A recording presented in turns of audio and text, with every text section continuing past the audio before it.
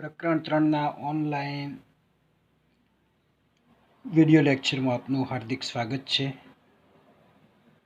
કાલે આપણે ઉદાહરણ 6 જોવાની વાત કરી હતી. એ મુજબ આપણે ઉદાહરણ 6 જોઈશું. તો ઉદાહરણ 6ની રકમ આ મુજબ છે.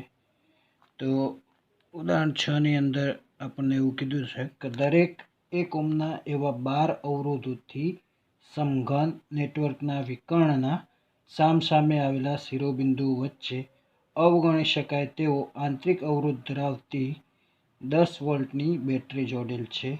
નેટવર્કનો સમતુલ્ય અવરોધ અને સમઘનની દરેક ભુજામાંથી પસાર થતો પ્રવાહ ગણવાનો છે.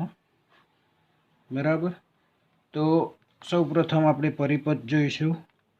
અહીંયા 12 અવરોધક તાર છે, એટલે 12 તારની મદદથી આપણે સમઘન બનાવીશું. તો આકૃતિ જોતા જજો. સૌપ્રથમ તો આ એક તાર,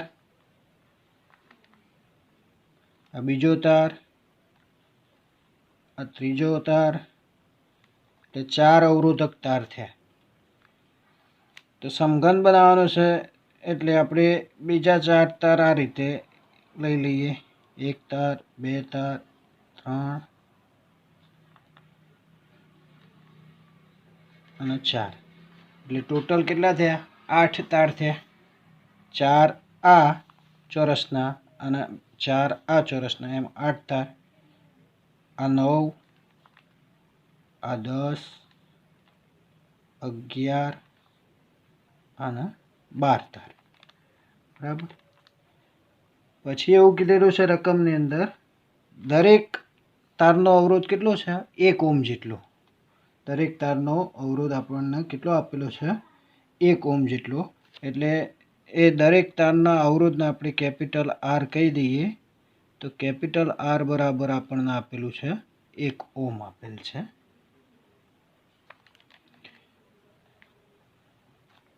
અને 10 વોલ્ટની બેટરી કીધેલી છે, એટલે બેટરીનો EMF E બરાબર 10 વોલ્ટ આપેલ છે.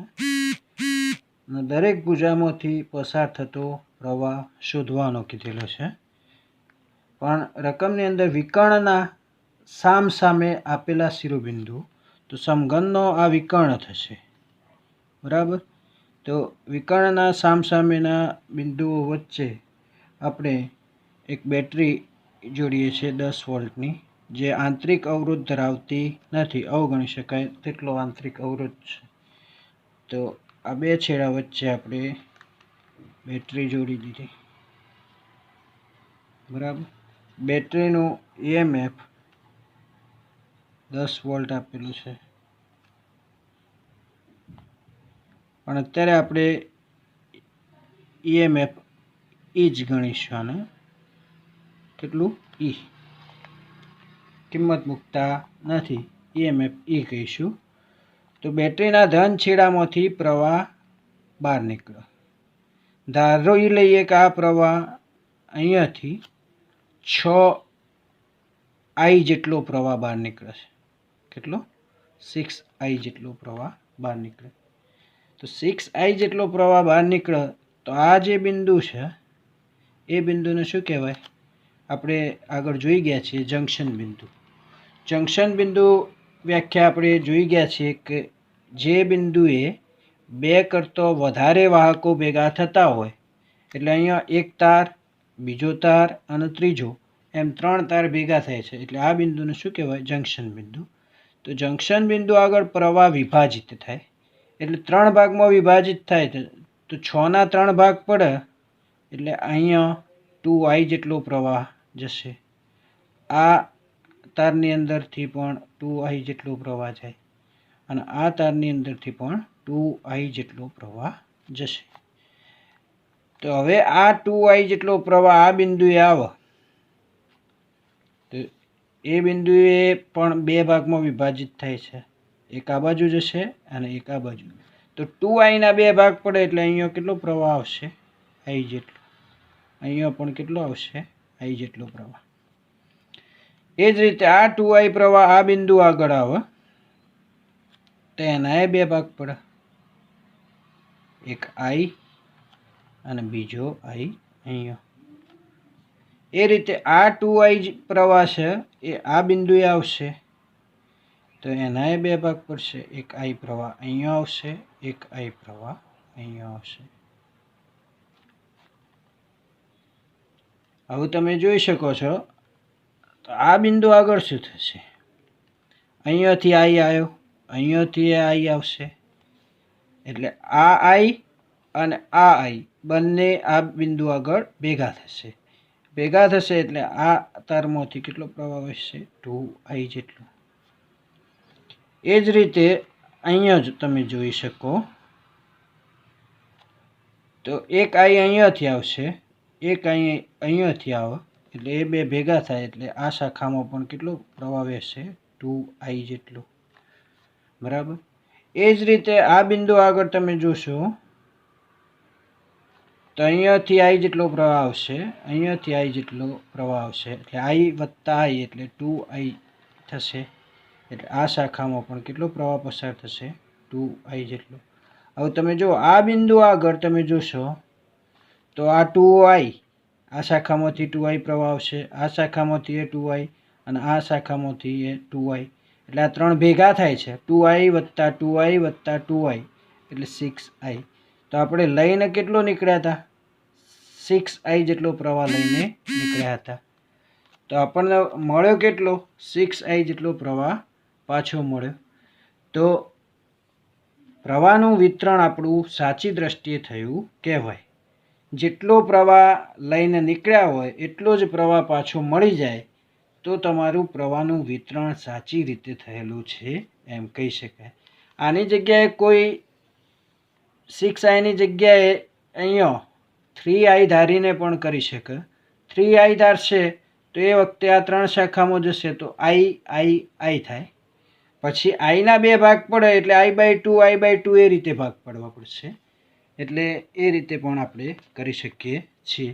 એટલે ફિક્સ તમારો પ્રવાહ જેટલો લઈને પણ નીકળ્યા હોય, અહીંયા 3i લઈને નીકળ્યા હોય તો પછી અહીંયા 3i પાછો મળવો જોઈએ. બરાબર. તો આપણે હવે પરિપથનું નામકરણ કરીએ. તો અહીંયા એ નામ આપું છું, અહીંયા બી, અહીંયા સી અને અહીંયા ડી નામ આપું છું. એ જ રીતે અહીંયા A dash, B dash, C dash, D dash, અહીંયા ઈ, એફ અને જી નામ આપે. તો આપણે કિર્ચોફનો નિયમ 2નો ઉપયોગ કરવાનો છે, પણ કયા પરિપથ માટે, બંધ પરિપથ A dash, D dash, C dash, E, F, G અને એ ને કિર્ચોફનો બીજો નિયમ લાગુ પડતા.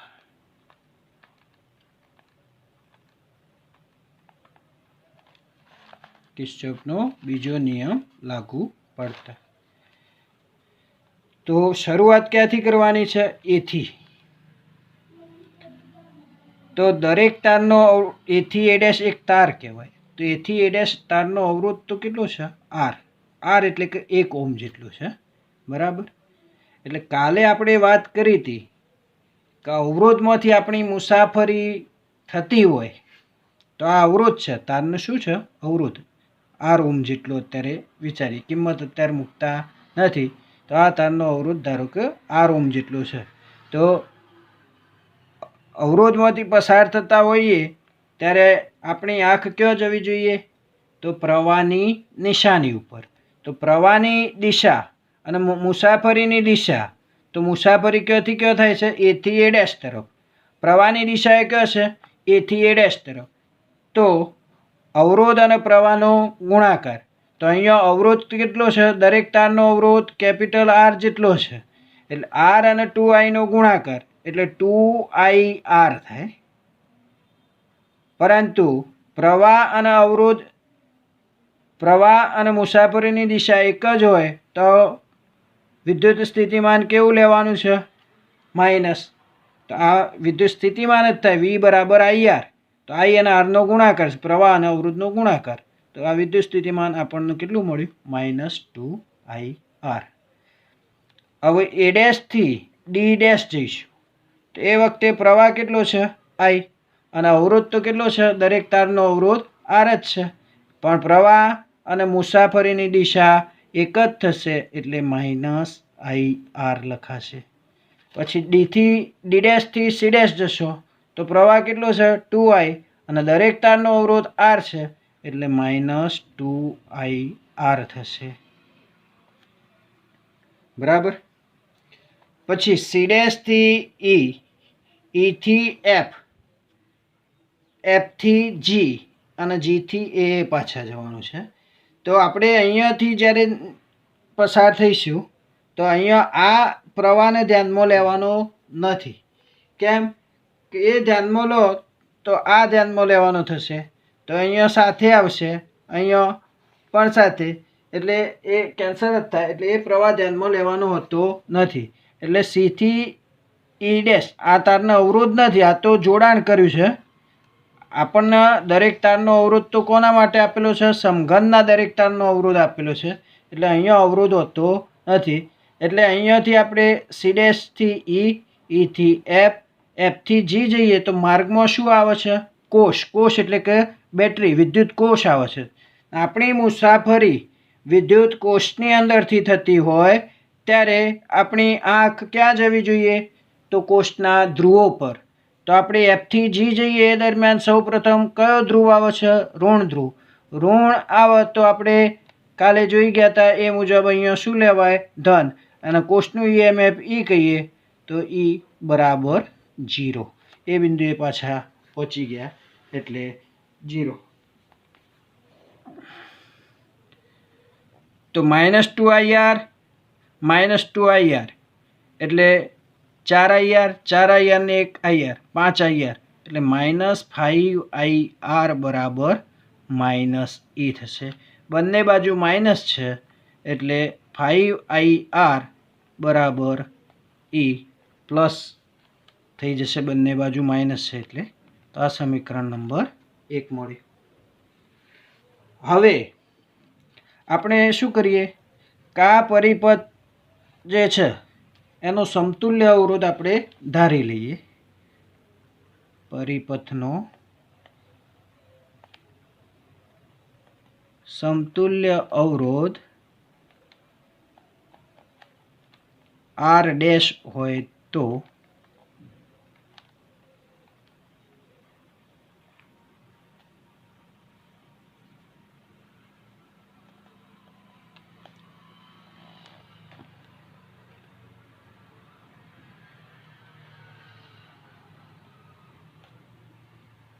આ આર ડેશ કોની જગ્યાએ લીધો?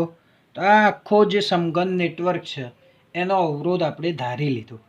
કેટલો? આર ડેશ જેટલો. અને એક આ બે બિંદુઓ તો આ વિકર્ણનું બિંદુ એ અને સી ડેશ, સમઘનનો વિકર્ણ એ સી ડેશ કહી શકાય. તો આ બે વિકર્ણનો વચ્ચેનો અવરોધ આપણે ધારી લીધો. એટલે બધા અવરોધોની જગ્યાએ એક અવરોધ આપણે કેટલો ધાર્યો? Are dash ધાર્યો. તો આ એ બિંદુ છે, આ સી ડેશ બિંદુ છે. બરાબર.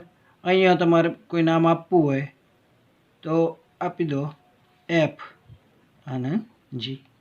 તો આ જ રીતે અહીંયા પ્રવાહ કેટલો જતો હતો? 6I. તો અહીંયા પ્રવાહ 6I જેટલો. કોષનું EMF E પ્લસ અને માઇનસ. તો આના માટે ઓહમનો નિયમ અથવા કિર્ચોફનો બીજો નિયમ લાગુ પાડીએ. અહીંયા આપણે બંધ પરિપથ લઈ શકીએ. કયો? તો બંધ પરિપથ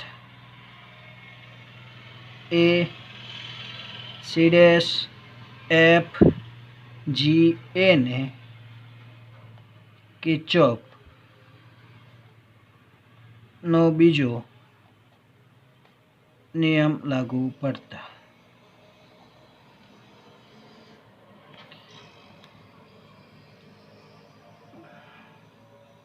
બરાબર. તો અહીંયાથી પ્રવાહ કેટલો આવે છે? 6I જેટલો. અને અવરોધ કેટલો? R dash. તો એ બંનેનો ગુણાકાર અને પ્રવાહ કેવો છે? મુસાફરીની દિશામાં. આપણી મુસાફરી ક્યાંથી ક્યાં તરફની છે? એથી સી ડેશ. અને પ્રવાહ એ કઈ દિશામાં જશે? તો મુસાફરીની દિશામાં જ. તો પ્રવાહ પણ મુસાફરીની દિશામાં જાય છે અને મુસાફરી એથી સી ડેશ તરફની છે. એટલે આપણે અવરોધ અને પ્રવાહનો ગુણાકાર એટલે 6IR ડેશ. પ્રવાહ અને અવરોધ મુસાફરીની દિશા એક જ હોય તો -6IR ડેશ. સી ડેશથી એફ આવશો તો એફ અને એફથી જી, તો જી આગળ આવશો. બરાબર.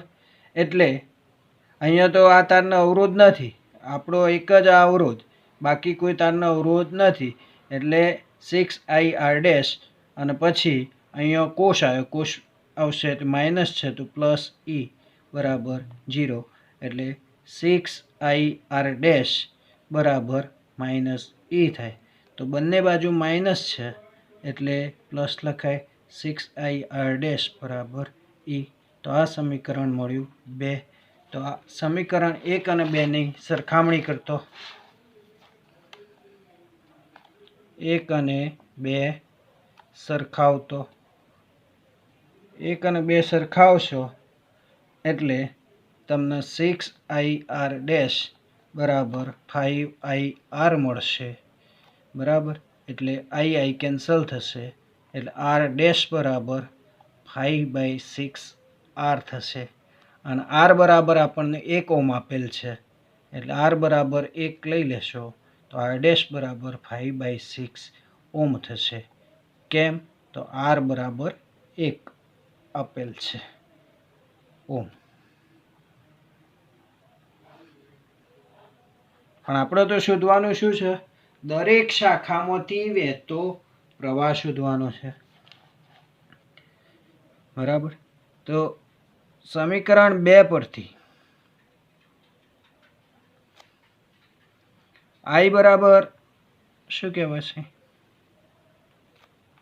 E/6R ડેશ થશે. સમીકરણ 2 આપણું તમે જોઈ શકો છો કે 6IR ડેશ બરાબર E છે. એટલે આઈને કરતા બનાવો એટલે 6R ડેશ કયો જશે? છેદમાં. તો I બરાબર આપણને શું મળશે? E/6R dash. તો આપણે R ડેશ લાયેલા છીએ તો R ડેશની કિંમત મૂકીએ તો I બરાબર E. E એટલે મૂલ્ય આપેલ છે 10 વોલ્ટ અને 6R ડેશ, તો R ડેશનું મૂલ્ય આપણી જોડે છે 5/6. 6 કેન્સલ થશે, 10/5 એટલે I બરાબર 2 એમ્પિયર મળ્યો. પણ આપણે શોધવાનું શું છે? દરેક શાખામાંથી વહેતો પ્રવાહ. તો આપણી શાખાઓ જોઈએ આકૃતિમાં તો A ડેશ, A ડેશ, પછી A dash, A D, A dash, આકૃતિની અંદર જોતા જજો. A ડેશ, AD, પછી AB, પછી D ડેશ, C ડેશ, પછી B ડેશ, C ડેશ. તો આ બધી શાખાઓની અંદર તમે જોશો શાખાઓમાંથી વહેતો પ્રવાહ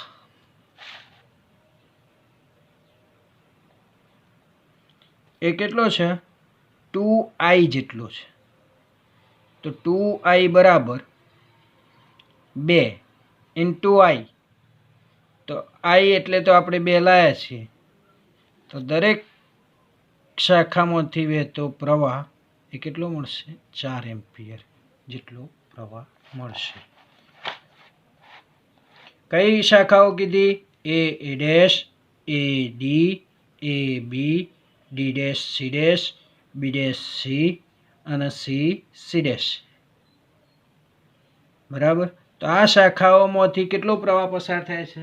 આકૃતિમાં તમે જુઓ તો 2I જેટલો પ્રવાહ પસાર થાય છે. એટલે આઈનું મૂલ્ય તો આપણે લાયા છીએ, એટલે 2 × 2 તો 4 એમ્પિયર. તો આ જે શાખાઓ છે એમાંથી 4 એમ્પિયર જેટલો પ્રવાહ પસાર થશે. ત્યાર પછી આઈ પ્રવાહ પસાર થતી પણ 6 શાખાઓ છે. એ કઈ તો A ડેશ B ડેશ શાખા, બીજી શાખા A ડેશ D ડેશ શાખા, ત્રીજી શાખા D D ડેશ શાખા, ચોથી DC શાખા, B B ડેશ શાખા અને BC શાખા માંથી વહેતો પ્રવાહ એ પણ કેટલો છે? આઈ જેટલો. તો આઈ તો આપણે લાયેલા છીએ, તો 2 એમ્પિયર.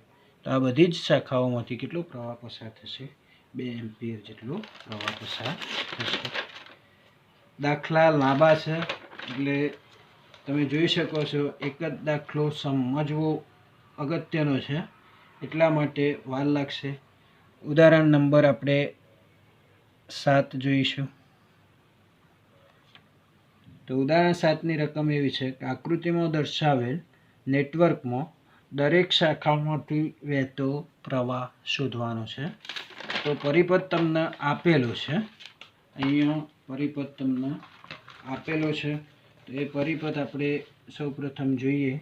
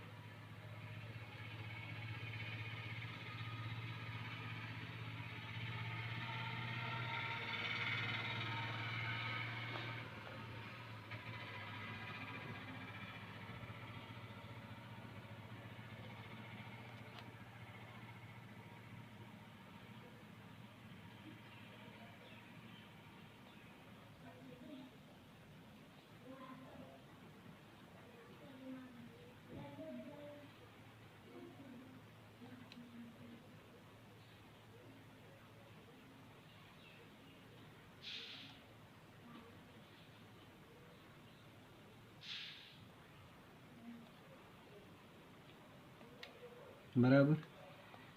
તો આ એ બિંદુ છે, આ બી, આ સી, આ ડી, આ બેટરી છે, એટલે બેટરી એલિમેન્ટર તરીકે ઓળખાય, એટલે ઈ વડે દર્શાવી શકાય, જેના વોલ્ટેજ 5 વોલ્ટ આપેલા છે. અહીંયા જે અવરોધ છે એ 4 ઓહ્મનો અવરોધ આપેલો છે. અહીંયા જે અવરોધ છે એ 2 ઓહ્મનો છે. અહીંયા જે અવરોધ છે એ 1 ઓહ્મનો અવરોધ છે. અહીંયા 4 ઓહ્મનો અવરોધ આપેલ છે. અહીંયા 2 ઓહ્મનો અવરોધ આપેલ છે. અહીંયા પ્રવાહનું વિતરણ આપણે કરવાનું નથી. પ્રવાહ આપણને આકૃતિમાં દર્શાયેલા છે, પણ જે દિશામાં તીર આપેલા હોય એ પ્રમાણે જ પ્રવાહ દર્શાવવાનો છે. અહીંયા I2 પ્રવાહ આપેલ છે, અહીંયા I1 પ્રવાહ આપેલ છે. બરાબર. એટલે અહીંયા I1 - I2 કીધું છે. એટલે આની અંદર પણ તમે વિતરણ કરવું હોય તો કરી શકો. જો અહીંયા 10 વોલ્ટની બેટરી કીધેલી છે, તો જેનું EMF વધારે હોય ત્યાંથી પ્રવાહ પસાર થશે. આની 10 વોલ્ટ છે, નાનું 5 વોલ્ટ છે, એટલે 10 વોલ્ટમાંથી પ્રવાહ I1 જેટલો પ્રવાહ નીકળ્યો. તો I1ના 2 ભાગ પડે. I1ના કેટલા ભાગ પડે? 2.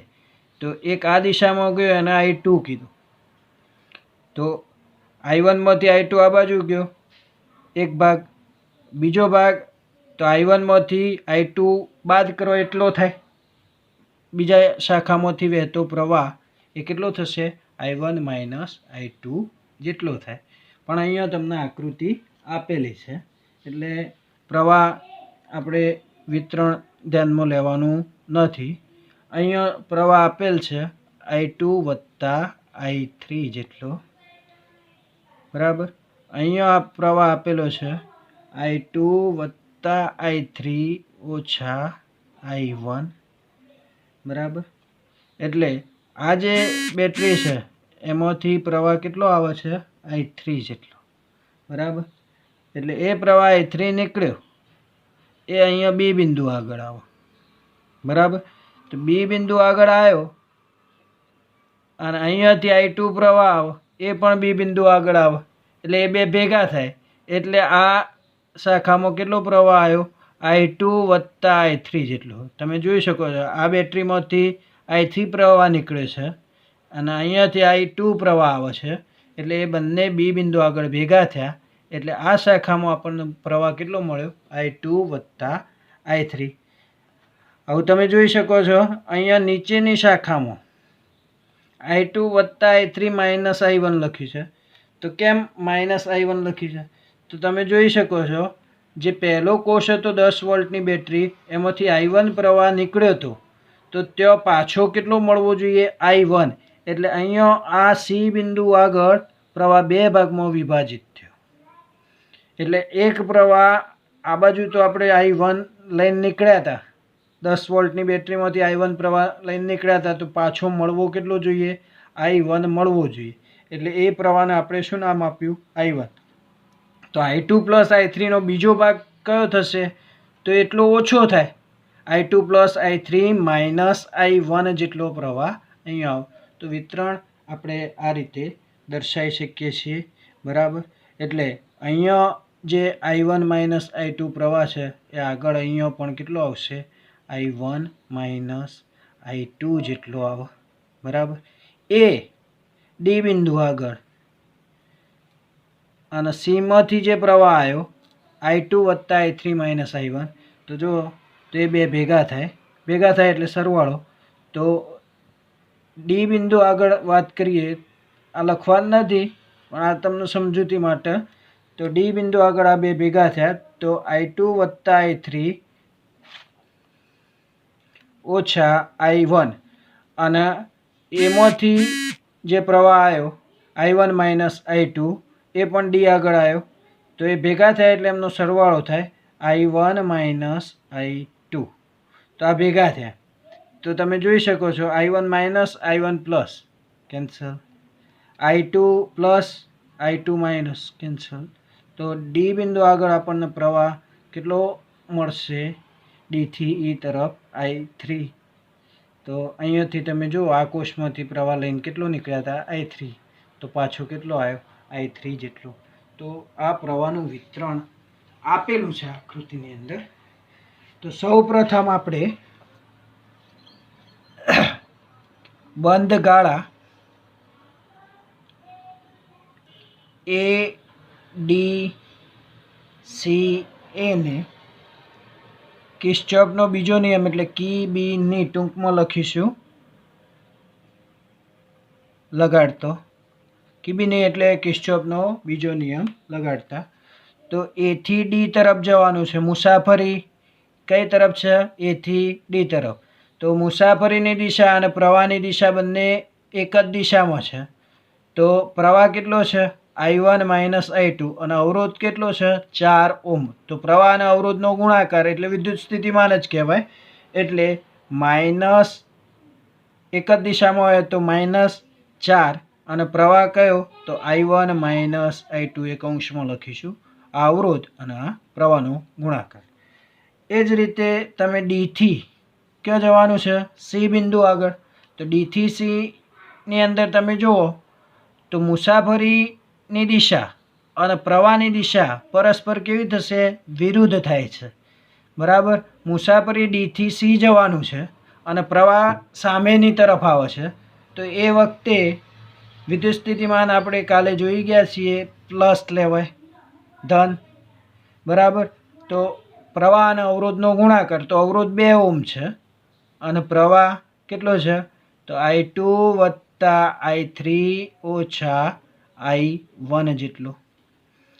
તો સીથી એ તરફ જઈશું તો સીથી એ તરફ જઈએ તો પહેલાં માર્ગમાં શું આવે છે? અવરોધ. તો અવરોધ આવતો હોય તો આપણી આંખ પ્રવાહની દિશા પર, તો મુસાફરી અને પ્રવાહની દિશા બંને એક જ થાય છે. સીથી એ જઈએ તો પ્રવાહ અને મુસાફરીની દિશા એક જ છે, એટલે માઇનસ.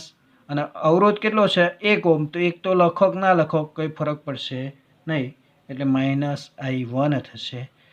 વચ્ચે પાછો માર્ગમાં સીથી એ તરફ જતા માર્ગમાં શું આવે છે? કોષ. કોષ આવ્યો તો કોષનો કયો છેડો આવે છે? ઋણ છેડો. ઋણ આવતો હોય તો એ વખતે આપણે EMF શું લઈએ છીએ? ધન. તો એ કોષનું EMF કેટલું છે? 10 વોલ્ટ, એટલે +10 બરાબર 0. એ બિંદુ આગળ પાછા પહોંચીએ એટલે એનું સ્થિતિમાન શું લખાય? 0. બરાબર. તો અહીંયા આ 4 અંદર કૌંસની અંદર ગુણો તો -4I1 +4I2 +2I2, 2 અંદર ગુણો તો 2I3 -2I1 -I1 +10 બરાબર 0. તો હવે આપણે જોઈ શકીએ કે I1 વાળા જે પદ છે એ કેટલા? આ 4 I1 2I1 અને I1, એટલે 4 ને 2 6 ને 1 7I1 થાય. તો એ 7I1 માઇનસ થાય, પણ બરાબરની પેલી બાજુ લઈ જાઓ તો +I1 થાય, એટલે 7I1 પ્લસ થઈ જશે. માઇનસ થશે સરવાળો, પણ બરાબરની પેલી બાજુ લઈ ગયા એટલે પ્લસ થઈ ગયું.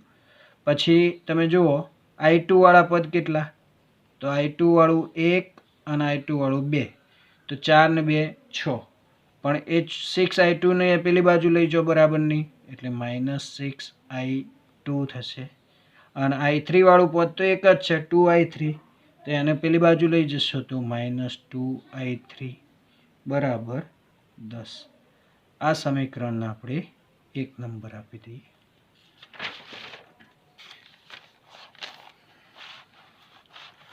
હવે બંધ ગાળા ABCA ને કીબીને લાગુ પડતા, એટલે કિર્ચોફનો બીજો નિયમ. કયો ગાળો લેવાનો છે? ABCA. આકૃતિની અંદર તમે જુઓ તો ABCA બંધ ગાળા માટે કિર્ચોફનો બીજો નિયમ લાગુ પડવાનો છે. A થી B, B થી C અને C થી A. તો શરૂઆત કરવાની છે A થી B તરફ મુસાફરી. તો મુસાફરી દરમિયાન પ્રવાહની દિશા અને મુસાફરીની દિશા બંને એક જ છે. તો પ્રવાહ અને અવરોધનો ગુણાકાર, પણ ચિહ્ન શું આવશે? ઋણ. એટલે 4I2 થાય બરાબર, પણ કેવા લખાય? -4I2 લખાશે. કેમ? તો પ્રવાહ અને અવરોધનો ગુણાકાર અને મુસાફરીની દિશા અને પ્રવાહની દિશા એક જ છે A થી B તરફ જઈએ એ વખતે, એટલે એ માઇનસ આવશે. હવે B થી C તરફ જઈએ તો B થી C તરફ જઈએ તો મુસાફરીની દિશા અને પ્રવાહની દિશા બંને એક જ છે, એટલે પ્રવાહ અને અવરોધનો ગુણાકાર, પણ કેવો મળશે? ઋણ. તો અવરોધ 2 છે અને પ્રવાહ કેટલો છે? I2 + I3, એટલે -2. અને પ્રવાહ -2 એ શું છે? અવરોધ. અને પ્રવાહ I2 + I3, તો એ આવશે.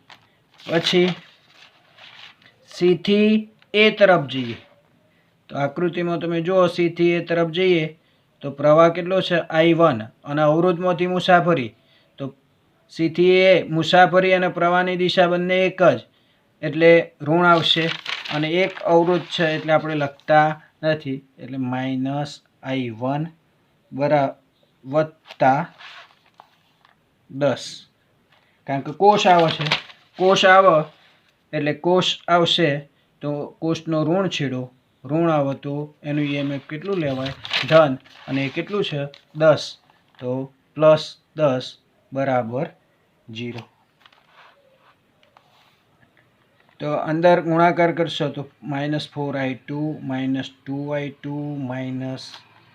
-2i3 -i1 વત્તા 10 બરાબર 0 થશે.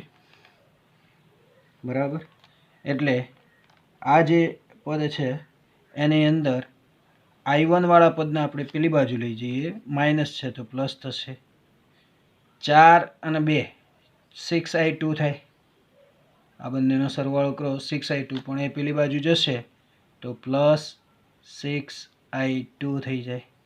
અને આ 2i3 પણ પેલી બાજુ લઈ જશો તો પ્લસ 2i3 બરાબર 10. બરાબરની પેલી બાજુ લઈ ગયા છીએ તો આ સમીકરણ 2 મળ્યું. હવે એ જ રીતે બંધ ગાળા BCDE ને કિર્ચોફનો બીજો નિયમ લાગુ પડતા. બરાબર, તો હવે બી થી સી જવાનું છે. તો બી થી સી દરમિયાન તમે જોઈ શકો છો પરિપથની અંદર બી થી સી મુસાફરી થતી હોય તો પ્રવાહ અને મુસાફરીની દિશા એક જ છે. તો પ્રવાહ કેટલો i2 વત્તા i3 અને અવરોધ કેટલો 2, એટલે માઇનસ આવશે. શું આવશે? -2 કૌંસમાં પ્રવાહ કેટલો i2 વત્તા i3. પછી સી થી ડી તરફ જવાનું. સી થી ડી તરફ જઈએ એ વખતે પ્રવાહ અને મુસાફરીની દિશા એક જ થાય છે. એટલે પ્રવાહ કેટલો છે i2 વત્તા i3 માઇનસ i1 અને અવરોધ કેટલો છે 2, એટલે બંનેનો ગુણાકાર આવશે પણ કેવું મળશે? ઋણ. એટલે -2 કૌંસમાં i2 વત્તા i3 માઇનસ i1 થશે. હવે ડી થી ઈ જવાનું છે. ડી થી ઈ, તો ડી થી ઈ જઈએ. બરાબર,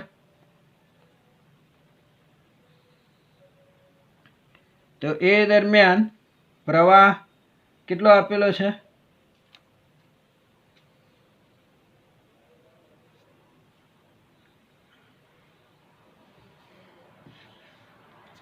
i3, પણ અવરોધ નથી. અવરોધ નથી એટલે વિદ્યુત સ્થિતિમાન મળશે નહીં. એટલે એ ધ્યાનમાં લેવાશે નહીં. આ પ્રવાહ ધ્યાનમાં લેવાય નહીં, કારણ કે અવરોધ તો છે નહીં આ તારને. એટલે ડી થી ઈ અને ઈ થી બી પાછા જવાનું છે. તમે જુઓ બંધ ગાળો કયો લીધેલો છે? BCDEB. તો ઈ થી બી જવાનું છે. પણ અહીંયા જે પ્રવાહ i3 આવશે એ ધ્યાનમાં લેવાશે નહીં, કારણ કે અવરોધ નથી. આ તારને કોઈ અવરોધ આપેલો નથી. અવરોધ અને પ્રવાહનો ગુણાકાર એ વિદ્યુત સ્થિતિમાન આપે છે. એટલે અહીંયા આ પ્રવાહ ધ્યાનમાં લેવાશે નહીં. એટલે હવે કોષ આવ્યો માર્ગમાં. તો કોષનો કયો છેડો છે? ઋણ છેડો. કોષનો ઋણ છેડો. તો ઋણ છેડો હોય તો એનું વિદ્યુત સ્થિતિમાન કેવું લેવાય? ધન. તો +5 બરાબર 0 થશે. એટલે અંદર ગુણાકાર કરશો તો -2i2 -2i3 -2i2 -2i3 વત્તા 2i1 વત્તા 5 બરાબર 0. એટલે 2i1 પહેલાં લખીએ. i1 વાળું પદ પહેલાં લખ્યું. પછી 2i2 વત્તા 2i2 એટલે 4i2, પણ કેવા? -4i2 થશે. અને 2i3 એટલે -4i3 થશે. બરાબર, આ 5 પેલી બાજુ લઈ ગયા તો -5 આવું પદ મળે. તો આ જે સમીકરણ છે એને 2 વડે ભાગી નાખીએ. સમીકરણને 2 વડે ભાગતો. આ ના લખો તો પણ ચાલે, તમે ડાયરેક્ટલી ભાગી દો તો પણ ચાલે. એટલે 2 વડે ભાગશો તો i1 ઓછા 2i2 ઓછા 2i3. 5 ને 2 વડે ભાગો એટલે 2.5, એટલે -2.5 સમીકરણ નંબર 3.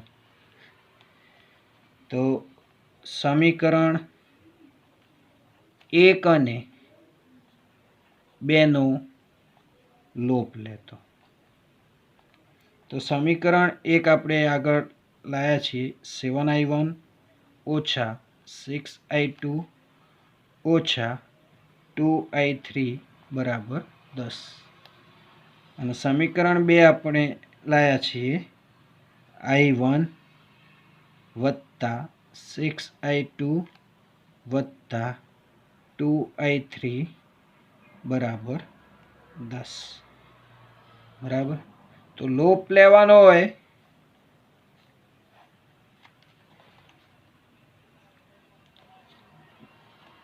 તો અહીંયા -6i2 છે અને અહીંયા +6i2 એટલે આ બે પદ તો શું થાય કેન્સલ. અહીંયા -2i3 અને +2i3 એટલે આ પણ શું થાય કેન્સલ. તો 7i1 + i1 તો 7 અને 1 8i1 થાય. બંનેનો સરવાળો 7 + 1 8. ચિહ્ન આગળ જુઓ પ્લસ જ છે બીજા સમીકરણમાં. અને અહીંયા 10 10 એટલે 20 થાય. એટલે 8i1 બરાબર 20 મળ્યું. તો i1 બરાબર શું થશે 20/8 થાય. એટલે 20/8 કરો તો 5 ચોક 20 અને 4 દુ 8 એટલે 4 4 કેન્સલ. એટલે i1 આપણને કેટલો મળ્યો 5/2 એમ્પિયર.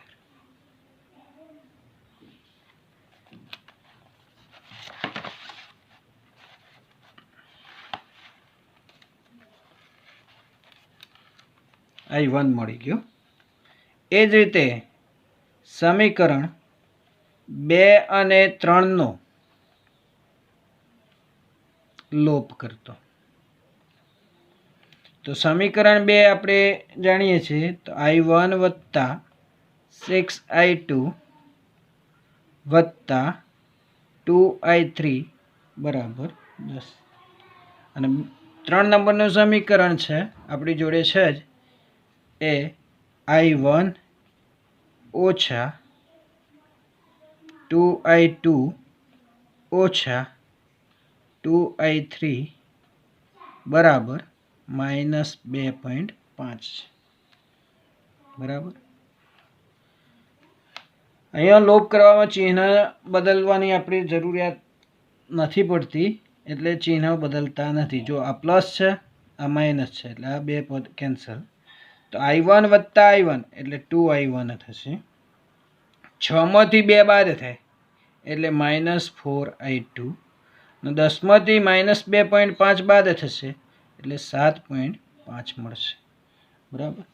એટલે આપણા જોડે i1 ની કિંમત આવેલી છે એ i1 ની કિંમત અહીંયા મૂકું તો 2/5/2 - 4i2 બરાબર 7.5. એટલે 2 2 કેન્સલ થઈ જાય. એટલે આ 5 જે છે એ 5 બરાબરની પેલી બાજુ લઈ જાઓ.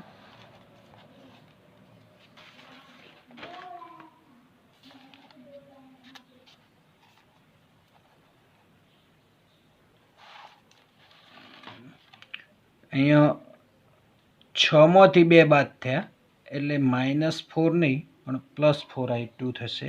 એટલે અહીંયા +4i2 બરાબર. એટલે 5 + 4i2 બરાબર 7.5 આવું મળે.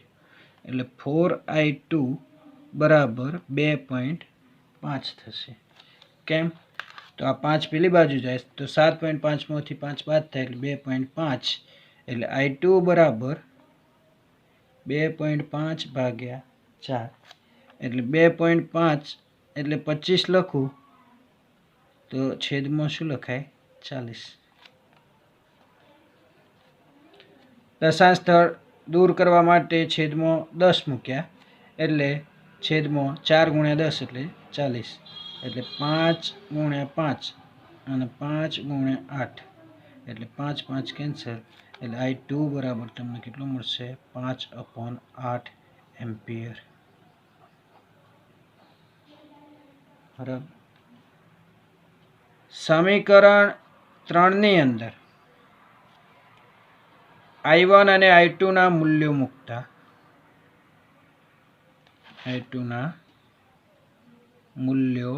મૂકતા તો સમીકરણ 3 ની અંદર I1 આપેલ છે. તો I1 એટલે 5/2 માઇનસ 2 I2. તો I2 નું મૂલ્ય આપણે લાવ્યા 5/8 માઇનસ 2I3 બરાબર -2.5. બરાબર. એટલે 5/2 એટલે 2.5. 2 છેદ ઉડાડો તો 2 ચોક 8 એટલે 5/4 ઓછા 2I3 બરાબર -2.5. એટલે આ 4 જે છે એ અહીંયા ગુણાય, 2I3 જોડે ગુણાય અને બરાબરની પેલી બાજુ 2.5 જોડે ગુણાય. એટલે 2.5 ગુણ્યા 4 કરો તો 10 ઓછા 5 ઓછા 8I3 બરાબર આ 4 બરાબરની પેલી બાજુ 2.5 જોડે ગુણાય તો -10 થશે.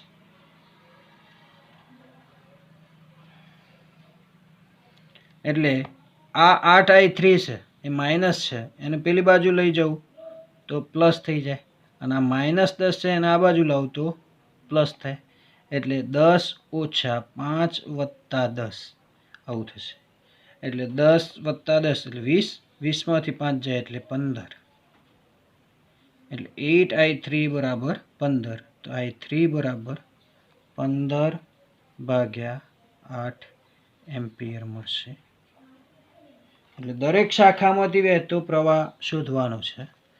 તો AB શાખાની અંદર તમે જુઓ તો કેટલો પ્રવાહ પસાર, આકૃતિમાં તમે જોશો તો તમને ખ્યાલ આવશે. તો AB શાખામાં I2 જેટલો પ્રવાહ છે. તો I2 તો આપણે શોધેલ છે, એટલે 5/8 એમ્પિયર જેટલો પ્રવાહ AB શાખામાંથી.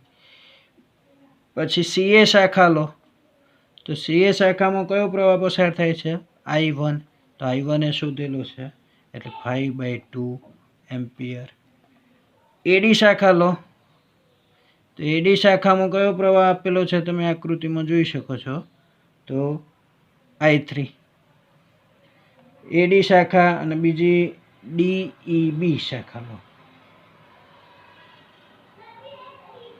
આ બંને શાખાઓમાં I3 પ્રવાહ દર્શાવેલો છે. આકૃતિમાં તમે જોશો તો એ પણ કેટલો થશે? 15/8 એમ્પિયર જેટલો. બરાબર. CD શાખા જુઓ તો CD શાખામાં પ્રવાહ કયો આપેલો છે? તો I2 વત્તા I3 ઓછા I1. તો I2 ની કિંમત કેટલી? 5/8. I3 ની કિંમત કેટલી? તો 15/8 માઇનસ I1 કેટલો? તો 5/2. બરાબર. તો અહીંયા લસા તમારો કેટલો થાય? 8 લસા થાય. 2 અને 8નો લસા લો તો 8 લસા થાય. એટલે 5 વત્તા 15 અને અહીંયા 8 કરવા માટે ઉપર 4 વડે ગુણવા પડે, નીચે 4 વડે, તો જ નીચે 8 થાય. એટલે ઉપર 4 ગુણો તો 5 ચોક 20 થાય. તો 15 વત્તા 5 એટલે 20 પ્લસ અને 20 માઇનસ તો 0. 0/8 બરાબર 0. એટલે અહીંયા CD શાખામાંથી કોઈ પ્રવાહ પસાર થશે નહીં, શૂન્ય પ્રવાહ મળે. બરાબર. એ જ રીતે BC શાખા જુઓ તો BC શાખામાં કયો પ્રવાહ આપેલો છે? I2 વત્તા I3. તો I2 વત્તા I3 કરશો તો 5/8 વત્તા 15/8. તો લસા તમારો કેટલો થાય? 8. એટલે 5 વત્તા 15 એટલે 20/8. અને 20/8 કરો તો 5/2 એમ્પિયર. બરાબર. તો આ દરેક શાખામાંથી વહેતો પ્રવાહ શોધાઈ ગયો.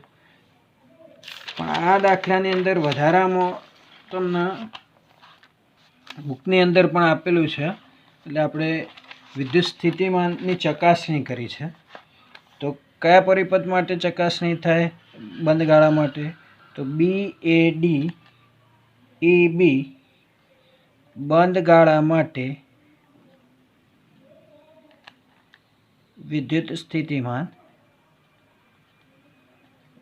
લેતો. તો વિદ્યુત સ્થિતિમાન V બરાબર શું થશે? તો જુઓ, B થી A ગાળો જોવાનો છે, B થી A તરફ જવાનો છે. તો પ્રવાહ અને મુસાફરીની દિશા પરસ્પર વિરુદ્ધ છે, એટલે પ્રવાહ અને અવરોધનો ગુણાકાર પણ ચિહ્ન ધન આવશે, એટલે 4I2 થાય. V બરાબર શું લખાય? 4I2. B થી A આયા, A થી હવે ક્યાં જવાનું છે? D. A થી D જઈએ એ દરમિયાન પ્રવાહ અને મુસાફરીની દિશા બંને એક જ છે, એટલે એક જ હોય તો પ્રવાહ અને અવરોધનો ગુણાકારનું ચિહ્ન શું આવશે? માઇનસ. એટલે 4 કૌંસમાં I1 માઇનસ I2 માઇનસ 4 કૌંસમાં I1 માઇનસ I2. પછી D થી E, D થી B જવાનું. તો D થી E જઈએ એટલે આ અહીંથી પ્રવાહ તો ધ્યાનમાં લેવાનો નથી, કારણ કે અવરોધ નથી. તો E થી B તો વચ્ચે કોષ આવ્યો, તો કોષનું EMF કેટલું છે? 5. પણ ઋણ છેડો આવો તો ધન, એટલે +5. +5. તો આની અંદર તમે પ્રવાહોની કિંમત મૂકો. I2 નું મૂલ્ય આપણે લાયા છીએ 5/8 ઓછા 4. I1 નું મૂલ્ય 5/2, I2 નું મૂલ્ય 5/8 વત્તા 5, એટલે 4 ગુણ્યા 5 એટલે 20/8. આ 4 અંદર ગુણો એટલે 20/2, માઇનસ માઇનસ પ્લસ એટલે 20/8 વત્તા 5, આવું પદ મળે. બરાબર? એટલે આ બંને જે પદો છે 20/8 વાળા, તો 20/8 વત્તા 20/8 એટલે 40/8 લખાય, ઓછા 20/2 વત્તા 5. બરાબર? આવું પદ મળે. એટલે અહીંયા આપણે આ બે પદનો લસા લઈએ તો 8 થાય. તો અહીંયા તો 40 ના 40, પણ અહીંયા 8 કરવા હોય તો 4 વડે છેદમાં ગુણો, તો 4 વડે ઉપર ગુણવા પડે, એટલે ઉપર શું થશે? 80. 20 ચોક 80 વત્તા 5. તો 80 માંથી 40 બાદ થાય એટલે -40/8 વત્તા 5, એટલે 8 × 40, એટલે -5 વત્તા +5 એટલે 0. એટલે V બરાબર શું મળ્યું? 0. જે કિર્ચોફના બીજા નિયમની જરૂરિયાત છે.